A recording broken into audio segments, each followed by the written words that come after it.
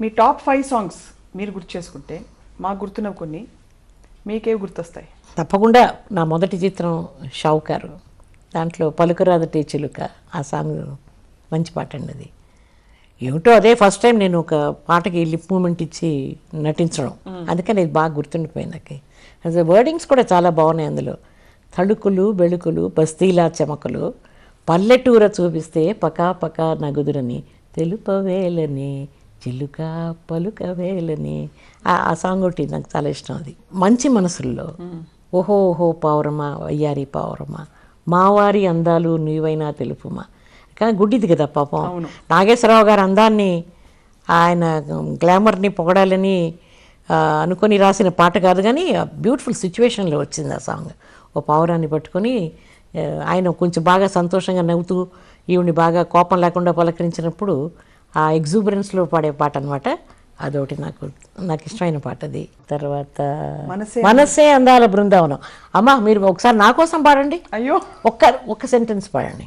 మనసే అందాల బృందావనం, వేణుమాధవుని పేరే మధురామృతం. మనసే అందాల బృందావనం, వేణుమాధవుని పేరే మధురామృతం. మీ వ్యక్తిత్వాన్ని మార్చిన ఒక పాట ఉంది. ఓ తాయారమ్మ బంగారే, right? Yes. Okay my name is Tayaramma, ప్రతివాదనకే తయ్యారమ్మ. ఆయన కూడా ఎంత బాగా చేశారు, సత్యనారాయణ గారు కూడా అందులో కదా, చాలా బాగా యాక్ట్ చేశారు.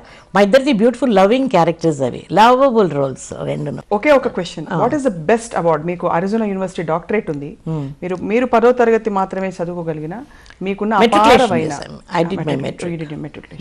గువాహటి యూనివర్సిటీ అస్సాంలో మెట్రికులేషన్ మాత్రమే చేయగలిగిన మీకు మాత్రం జీవితం ప్రసాదించిన అవార్డు, మీ అపారమైన అనుభవానికి డాక్టరేట్ కాకుండా అందరి అగ్ర హీరోలు అగ్ర నటుల పేరున మీరు చాలా అవార్డులు అందుకున్నారు రాష్ట్ర ప్రభుత్వాల నుంచి.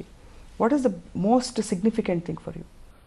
పర్టికులర్గా చెప్పాలంటే కష్టం, ఎందుకంటే నంబర్ ఆఫ్ అవార్డ్స్ వచ్చాయి. All were very very important to me. ప్రతి అవార్డు నాకు అదొక చిన్న ఒక ప్రోత్సాహాన్ని ఇచ్చి, యూ కెన్ ఇంకా కొన్నాళ్ల పాటు నువ్వు ఇన్వాల్వ్ అవ్వచ్చు ఈ నట జీవితంలో అన్న ఒక ధైర్యాన్ని ఇచ్చిన ప్రతి అవార్డు, ఇంత అవార్డు కానండి అంత అవార్డు కానండి. ఫిల్మ్ఫేర్ వాళ్ళ అవార్డ్స్ వచ్చాయి, ఫిల్మ్ ఫ్యాన్స్ వచ్చాయి, నాకు డయానోరా అండ్ ఇండియన్ ఎక్స్ప్రెస్ అవార్డు ఒకటి వచ్చింది, లైఫ్ టైమ్ అచీవ్మెంట్ అవార్డు, అలాంటివి చాలా వచ్చాయి. శివాజీ గణేషన్ అవార్డు, ఇవన్నీ చాలా వచ్చాయి.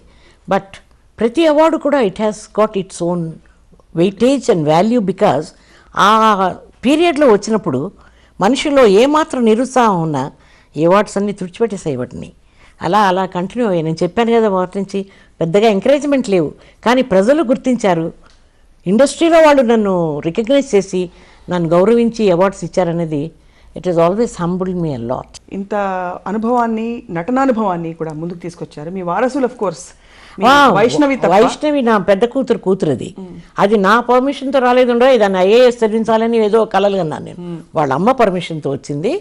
తనకి ఎప్పుడు ఇష్టం లేదనుకుందో చక్కగా లవ్ మ్యారేజ్ చేసుకుంది. ఇద్దరు మంచి అందమైన నాకు ముని మనవరాళ్ళు ఇద్దరు, ముని మనవడొకడు, మనవాళ్ళు ముగ్గురు. లైఫ్ హ్యాపీగా వెళ్ళిపోయింది.